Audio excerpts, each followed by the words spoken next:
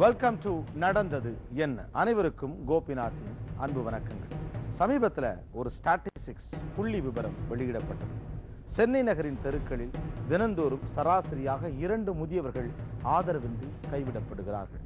கூட்டு குடும்பத்தில் வாழ்ந்த நம்முடைய சமுதாயத்தில் பெரியவர்களை பேணி காக்க வேண்டும் என்று போதிக்கப்படக்கூடிய நம்முடைய சமூகத்தில் நடந்திருக்கக்கூடிய இந்த மாற்றம் நிச்சயமாக அதிர்ச்சிக்குரியது. நடந்தது என்ன? இன்று ஆதரவின்றி தெருவில் விடப்படும் முதியவர்கள் இரும்பாகிறதா இந்திய இதயங்கள்? பாம்பன் பாலம் மனித முயற்சியினுடைய பிரம்மாண்டத்தை காட்டும் அழகான ஒரு கட்டிட படைப்பு. இந்த பாம்பன் பாலத்தினுடைய கைப்பிடிகளை பிடிச்சிட்டு இப்படி கடலை எட்டு பார்த்தீங்கன்னா ரொம்ப பயமா இருக்கும். இந்த பாம்பன் பாலத்திலிருந்து 65 வயது மூதாட்டி தூக்கி எறியப்பட்டிருக்கிறார். ராமேஸ்வரம். இந்த ஊருக்கு பெருமை சேர்க்கும் விஷயங்கள் 2. 1, ராமர் வழிபட்டதாக கூறப்படும் ராமநாத சுவாமி கோவில். மற்றொன்று, மண்டபத்தையும் ராமேஸ்வரத்தையும் இணைக்கும் பிரம்மாண்டமான பாம்பன் பாலம். ராமேஸ்வரத்திற்கு புனித யாத்திரை வருபவர்கள் பாம்பன் பாலத்தை கண்டு வியந்து செல்வார்கள். பாலத்திலிருந்து கடலை பார்ப்பது கண்கொள்ளா காட்சியாக இருக்கும்.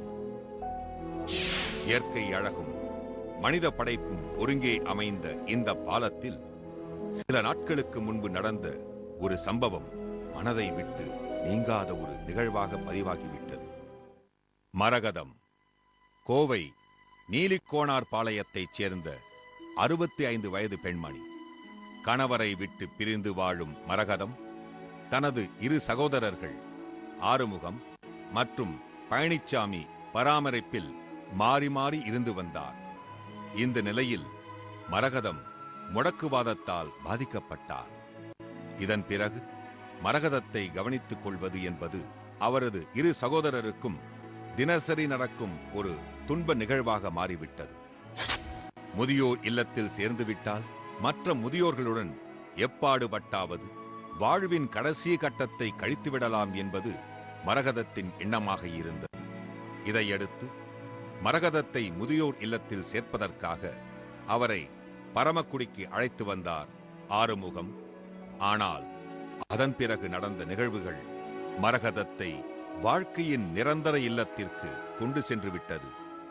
ஆம், பாம்பன் பாலத்திலிருந்து கடலில் தூக்கி வீசப்பட்டார் மரகதம். பக்கத்தில் இருக்க பூங்காவில் இருந்து இங்கே பாம்பன் பாலம் கொண்டு வந்து இந்த 7-8 தூணுக்கு இடையில் அந்த பாட்டியை வந்து இங்கே வச்சு பேசிகிட்டு இருந்திருக்காங்க. சுமார் ஒரு 20 நிமிஷம் பேசிகிட்டு இருந்தவங்க இருட்டாக இருந்த காரணத்தினால இங்கேருந்து தூக்கி போட்டால் யாருக்கும் தெரியாதுன்னு நினச்சிட்டு இங்கேருந்து அந்த 4 பேர் சேர்ந்து உள்ள தூக்கி போட்டுறாங்க.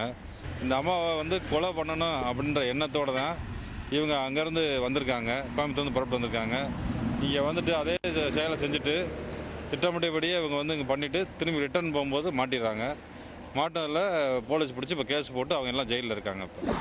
தற்பொழுது பாம்பன் போலீசார் ஆறுமுகம், அவரது நண்பர்கள் நாகராஜ், காமராஜ், டிரைவர் ரமேஷ் ஆகிய 4 பேரிடமும் விசாரணை நடத்தி வருகின்றனர்.